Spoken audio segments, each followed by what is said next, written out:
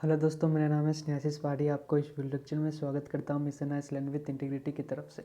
इस लेसन में खास करके हम यूजुअली फूड सिक्योरिटी क्या होता है, कैसे हर एक नागरिक को फूड उतना मीन्स जितना मिलना था उतना मिल रहा है या फिर नहीं मिल रहा है, under different schemes and policies के अंतर्गत वर्ल्ड अफेयर्स जो रिलेटेड किया गया है डिफरेंट डिफरेंट कंट्री के साथ इंटरलिंकेज, ठीक है, वो सारा अच्छी प्रकार हो रहा है या फिर नहीं, वो सारा मैटर करता है जब हम यूजुअली फूड सिक्योरिटी या फिर food system with lesson from India के बारे में जब डिस्कस करते हैं।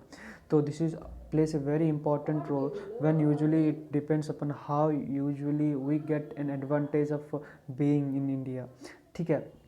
तो जब हम नेशनल सिक्योरिटी के बारे में डिस्कस करते हैं या फिर यूएन सिक्योरिटी जनरल जो कि डिफरेंट डिफरेंट स्कीम्स उनके अंतर्गत लाया गया है, उनके अंतर्गत दिया गया है कि हर एक कंट्री को कैसे हम अवेलेबिलिटी ऑफ फूड कैसे दें, हंगर इंडेक्स को कैसे कमाएं, ठीक है, मीन्स कम करें, वो सारा मैटर करता है under United nation food system summit, ठीक है, यूएनएफएसएस जो कि 2021 में हुआ था। तो अकॉर्डिंग टू दैट हर एक लिवलीहुड, हर एक सिटीजन को कैसे अवेलेबिलिटी ऑफ फूड मिल रहा है या फिर नहीं मिल रहा है, before post and pre pandemic situation कैसा है, ठीक है। जो हंगर इंडेक्स हमारा इंडिया में पिछला या फिर द प्रीवियस गवर्नमेंट में था, इस गवर्नमेंट में हंगर इंडेक्स कम हुआ है या फिर बढ़ा है, वो सारा मैटर करता है, ठीक है। तो फिर हर एक नागरिक का फर्ज ये बनता है कि जीएसटी सस्टेनेबल डेवलपमेंटल गोल, ठीक है, जीएसटी रीच हुआ है या फिर नहीं रीच हुआ है, ठीक है, वो सारा मैटर करता है, ठीक है। तो this is how actually we need to understand and to accelerate the decrease of global hunger index. So what are the different जो पॉइंट्स होता है ना, कौन कौन सा यूजुअल पॉइंट्स जो 5 आइडेंटिफाइड एक्शन जो कि ट्रैक करने में हमको यूजुअली सहायक देगा, ट्रैक करने में हमको यूजुअली हेल्प देगा। पहला है to ensure access and food nutrition to all, ठीक है, ensure access to safe and nutritious food to all. Second number क्या है, shift the sustainable consumption pattern, ठीक है, वेरी इंपॉर्टेंट, इधर ही दिया गया है 5 आइडेंटिटीज, ठीक है। ये एक्शन प्लान यूजुअली हमको हर एक को फॉलो करना है फॉर ए गुड गवर्नेंस, ठीक है। तो shift to sustainable consumption pattern. तीसरा क्या है, बूस्ट नेचुरल पॉजिटिव प्रोडक्शन। चौथा है एडवांस इक्विटेबल लाइवलीहुड एंड पांचवी है built resilience and vulnerability shocks of stress. So these are the 5 important aspects which I usually get an idea about how the food safety measures have been taken in pre and post pandemic, ठीक है। वो सारा matter करता है जब हम discuss usually करते हैं एग्री सेक्टर में, ठीक है। तो इधर देख सकते हो IFAD, ठीक है, international fund for agriculture development, उसके बाद जो कि एग्रीकल्चर ऑर्गेनाइजेशन, उसके बाद वर्ल्ड फूड प्रोग्राम WFP, वो सारा इसके अंतर्गत ही आते हैं, किसके अंतर्गत, सस्टेनेबल डेवलपमेंट प्रोग्राम के अंतर्गत या फिर GS सस्टेनेबल डेवलपमेंट समिट के अंतर्गत, ठीक है। उसके बाद net helping the developing countries. So simple, helping the developing countries का मतलब यही है कि हर एक कंट्री का कैसे फोकस रहेगा हंगर इंडेक्स को डिक्रीज करने में।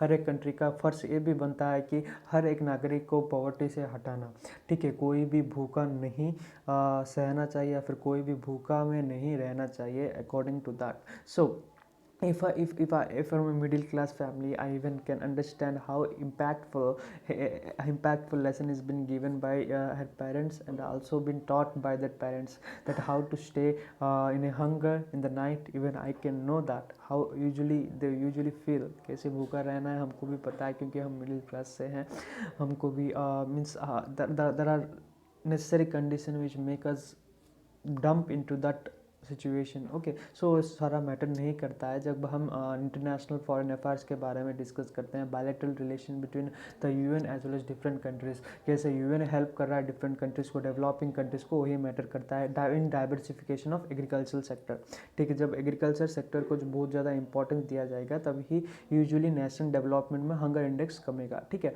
उसके बाद सेफ्टी नेट एंड चैलेंज। जब हम सेफ्टी नेट्स एंड चैलेंज के बारे में डिस्कस करेंगे तो हम एक चीज़ का हम टारगेट रख कर चलेंगे कि फूड सिक्योरिटी एक्ट, जो कि फूड मिल रहा है वो फिर अच्छी प्रकार मिल रहा है या फिर नहीं, safe and proper hygienic condition में मिल रहा है या फिर नहीं मिल रहा है।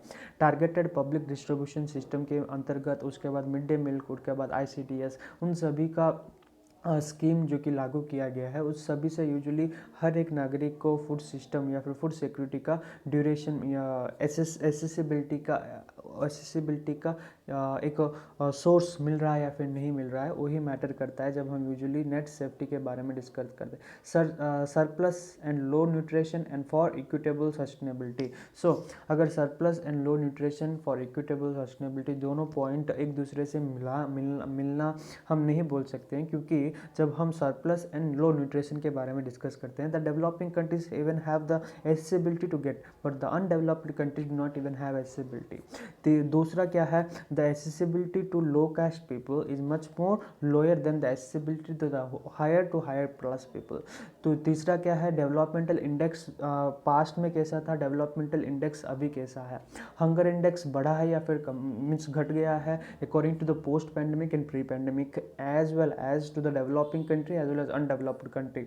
उसके बाद जब हम समरी के बारे में, जब हम इस इंटेल बेस के समरी के बारे में डिस्कस करेंगे, तब एक चीज़ का हमको ध्यान में रखना चाहिए कि who is prior, who should be given much more importance according to the UN Food Security Council।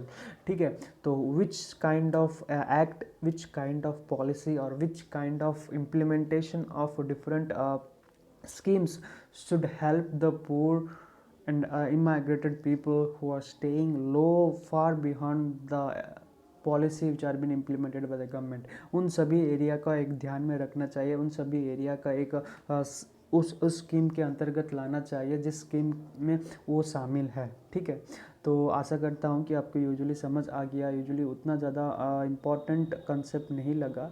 ठीक है, तो फिर रीइमेजिनिंग फूड सेक्टर, ठीक है, वो सारा इंपॉर्टेंट मैटर करता है, food storage system, food security, जो कि 5 पॉइंट्स जो मैं बोला था वही, ठीक है, एक बार पढ़ लेना। ठीक है, उतना ही ज़्यादा इम्पॉर्टेंट है।